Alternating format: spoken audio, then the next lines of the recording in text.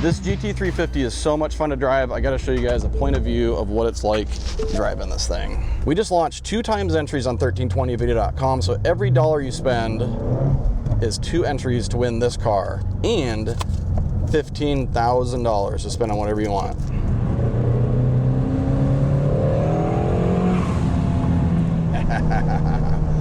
The blow-off valve sounds so good. All the turbo noises you're hearing are thanks to the Hellion Turbo Kit, the Sleeper Kit, 750 horsepower to the wheels on 9 pounds of boost. This kit is barely working. Listen to this thing.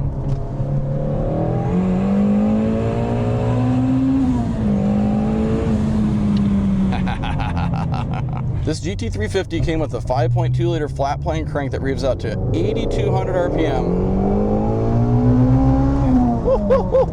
It has a 6-speed manual, so you can really have fun with this car. That's my favorite part about it.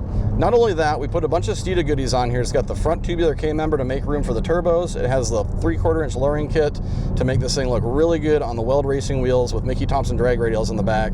And then also in the back, we put some goodies in there from Steeda. They're gonna make this thing hook up real nice on the drag strip. Every car guy knows if you wanna hear your car, you go next to a wall. So here we go.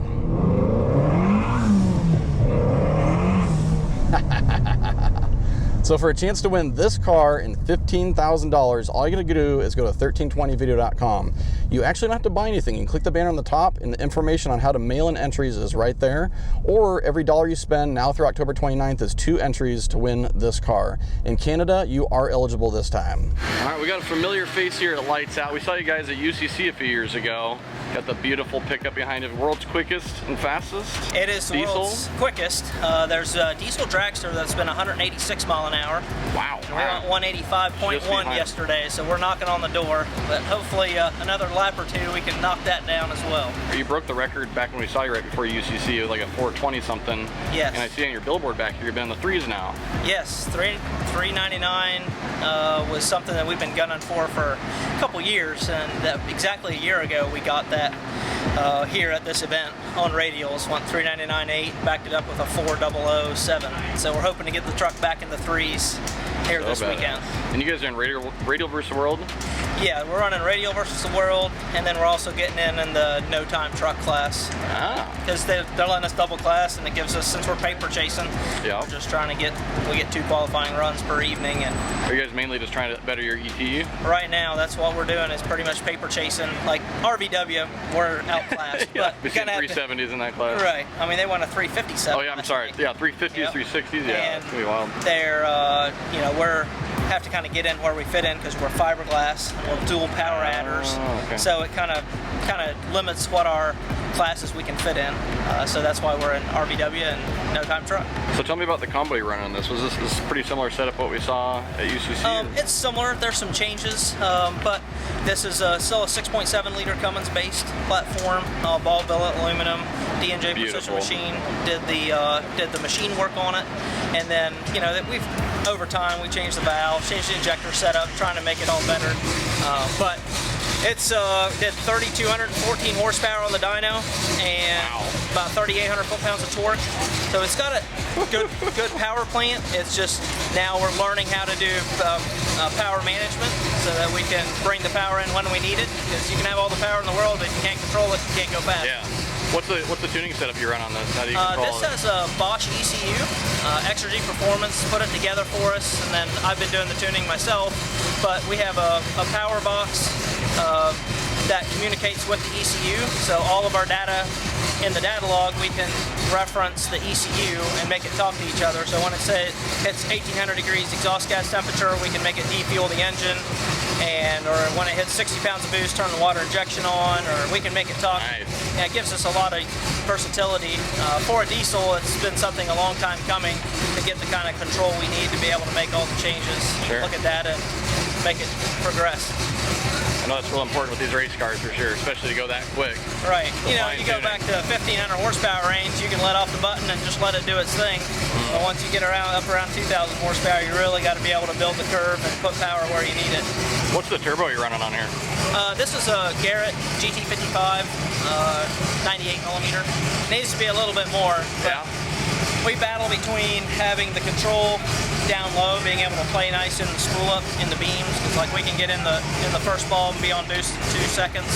With this setup, I really like to run like a 4-inch turbo or put a big Weimer on it, but then we really have to loosen up the converter so much to get the converter to play nice in the beams that our flash point would be at 6,000 RPM. We'd really be kind of running out of our power curve. So those are things that as time goes on, we'll keep playing with that stuff and kind of make small changes, 10-15% increases over the years, and just keep working it down. I mean, if you look at where we're at 5 years ago to now, we've made a lot of progress and hoping to keep going for more. Lots of progress. We're looking forward to seeing this thing run again. It's been a few years. Yes, it has. Hopefully we'll see in the 3s shorten up, maybe tonight. I hope so too.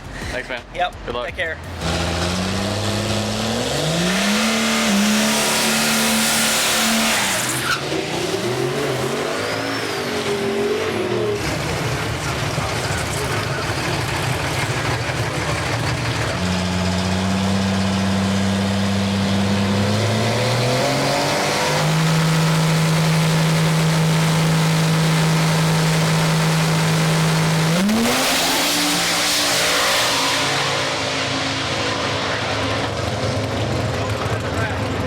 FirePunk Diesel truck coming up, racing among a sea of pro mods behind me. Some of these cars are going to go 350s in this session right here.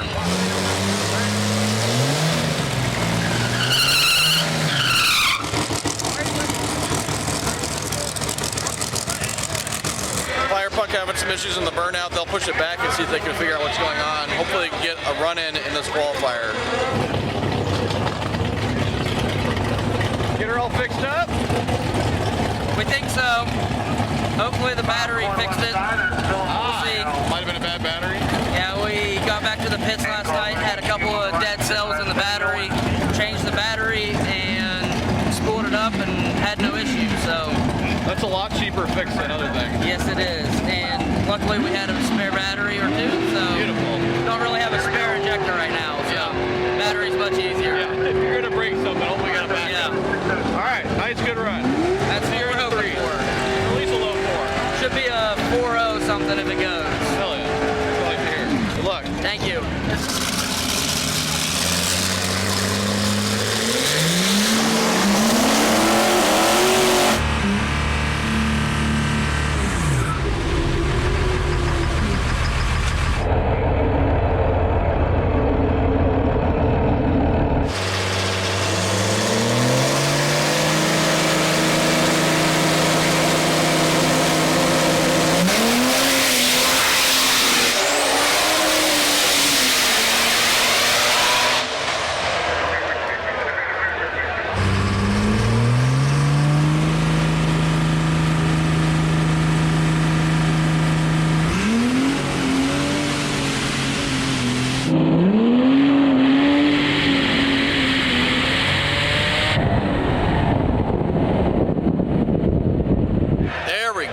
FirePunk boys putting it down. They've been having issues all weekend, and now they've got to be feeling great. And perfect timing because eliminations are coming up after the last qualifier. There we go. Look at that. Nice. It went down. We're Hell happy yeah. with that. A 410 at 185. I was gonna say it looked damn good. I didn't think it was a 3, Yep. but it had to be close. That was. Yeah, went 107 to the 60. Larson said he could feel wheelie control power coming in and out quite a bit. We could see it was hanging the tire.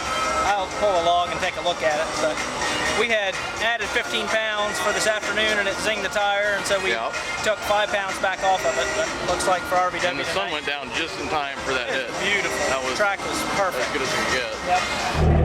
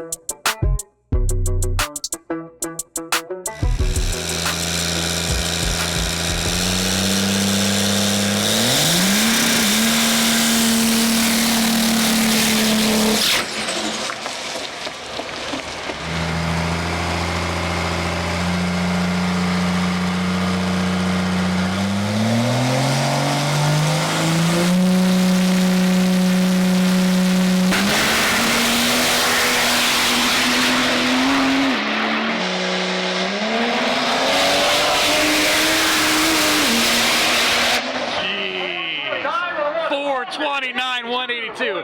That's just torque the whole time. That's all that is. It just freaking goes. That is crazy.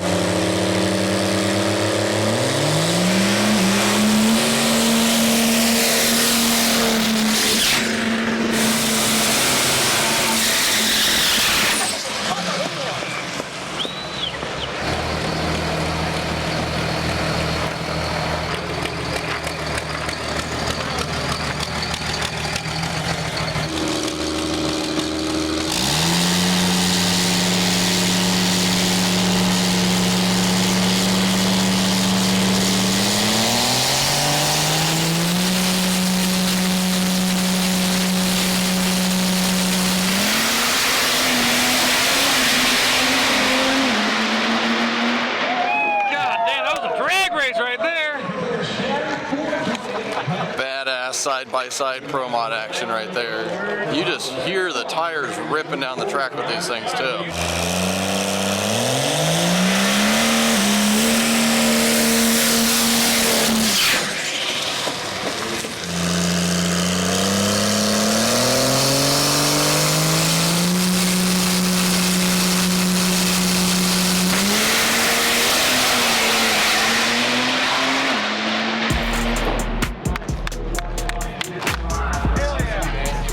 FirePunk Diesel again. It's been a while since we saw you in Georgia. But we're here at UCC. And when we saw you at Lights Out, or No Mercy, whichever one it was, you ran at 402, I think it was? Correct. Very impressive. Yeah, we were really wanting to get the truck back in the threes. I know. The 399 spring of last year. Got it to 402 on Friday, and then we broke an exhaust rocker, number 4 exhaust rocker. Oh, that's what it was. In half. Okay. And then that stopped the engine so fast it broke the oil pump, shared the oil pump gear. I knew the oil pump thing. I didn't know what caused it. That makes sense. Well, once we found out the oil pump was broke, we knew that we were done for the weekend, so we wrapped it up and got it back on baked tires and made a couple good licks last night and this morning. Just keeps getting quicker. Yep. Went a 422 at 182 just a couple minutes ago. The fastest we've been on a baked tire is a 418, so we're trying to just creep down on that. Like to try to get it in the teens today if possible. So what's your strategy for this weekend? Any big changes you made for it, or just? The track here at Indy is phenomenal, which is better than what we're used to running on. So we're after actually increase power to keep her from dead hooking the tire. The dead hooking is actually making our 60-foot slower. Like we went a 114 last night, went a 111 this morning. We've been a 106. So we're just going to keep increasing power to keep the tire around, and on the good track, it should keep going faster. But at some point, when you add too much, it knocks the tire off, then you lose. So right now, we're got one more round of qualifying, and then we're going to go into eliminations. So right now, we're racing the guy beside us, trying to set ourselves up for eliminations, trying to get us to the finals, and then we can swing for the fence. Well, hopefully keep going quicker, and then we'll see you around here shortly this afternoon. That's the goal. Good luck. Thanks. Thank you.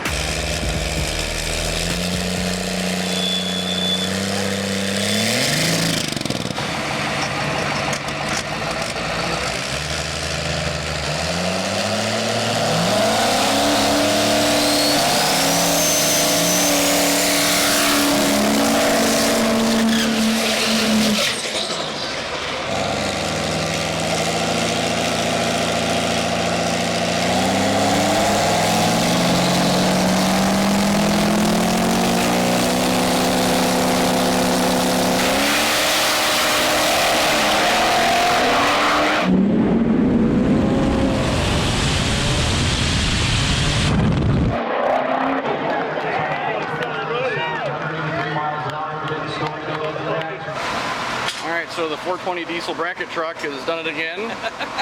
Yep, making laps. It was a little sketchy that round.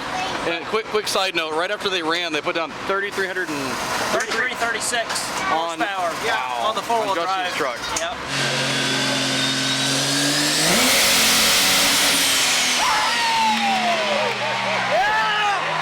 So they're still calming down from that, but this thing's doing great too.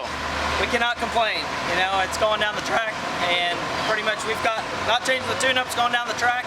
We're not racing somebody yet that's threatened our time yet. So you don't need to run 370s to keep up with everybody here, like Lights Out. Yeah, Lights Out's a hard class. We feel a little outclassed at Lights Out, but maybe one day. So you're racing the Pro Mod, the blue Corvette next, I think? Yes, I believe so. Sweet, that'll be cool. Probably, like they've been. That's a brand new car for this weekend. They're So I know that that's going to be a team to look out for coming up. And that's why we've been talking about putting a new car together for our team, because this is 20 years old, this chassis is. Really? I didn't know that. It was built in 2020 and we reworked it in 2018. We cut it at the back half, we redid the back half. It's got a lot of extra bars that wouldn't need to be in there, and that's why I think a new car is in order, because we've got other guys in our class that are lighter than us, and once they get their bugs worked out, we don't want to end up losing for a year or two before we're ready. So this is the last event for the truck? This will be the last event for the truck. Really? So this will be the last pass? Yep. Wow. So it's kind of bittersweet. It's been a wild ride for this truck. It's done very good for us. We put a lot of our hard-earned effort into it ourselves. We knew nothing about big tire racing when we started this, and we just country boys that try to figure out how to drag race. And that's what makes it fun. But this is one of my favorite diesel trucks, because when we came here the first year, this is the only thing I really knew about coming in, because you guys had just broke the record like the weekend before. So it's cool to see it for its last event. We put a lot of passes on it. We put about between 80 and 100 passes a year on it since 2018 when we debuted it. So we've won a lot of races, set a lot of records. We were the first decent to the threes. So we've kind of come to the point where to go to the next level, we need a better chassis. Kind of get with the times, get a carbon fiber. Oh yeah. Shed a couple 100 pounds. Things have changed a lot. It has. So what's your plan for the last pass? Well, I want it to go down. I want it to win. So if I can figure out, get it past the 60 foot, we're going to turn it on. And it took a pretty hard turn there at 100 feet last time, and I don't want to lose the race because of it. So the strategy is going to be win first, but put on a show and slower down. Perfect. All right, we'll be seeing you up there shortly. Cool deal. The Pro Mod Diesel Finals, we have a split window Corvette and an S10 going up against each other, both with diesels. Let's see who takes home the win here at UCC.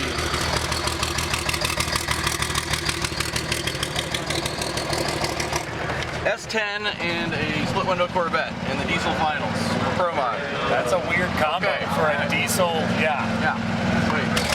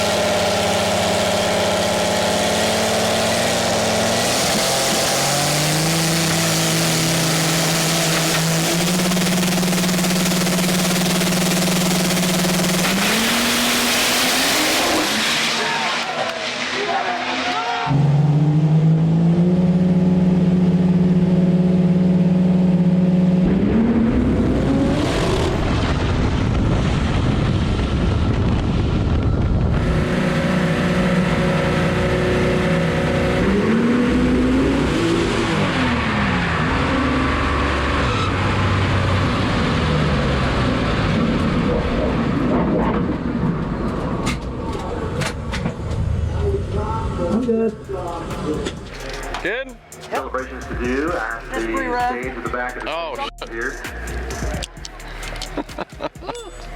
Just want to make sure I didn't put shit down. Yeah, no kidding. Do what? Why wouldn't it break on the last pass it's ever going to make? You know, it is fitting. It is honestly fitting. It's very fitting. It'd be if it's the trans, it's especially fitting, right? I don't know. Something went boom. So no, it is what it is. Yeah.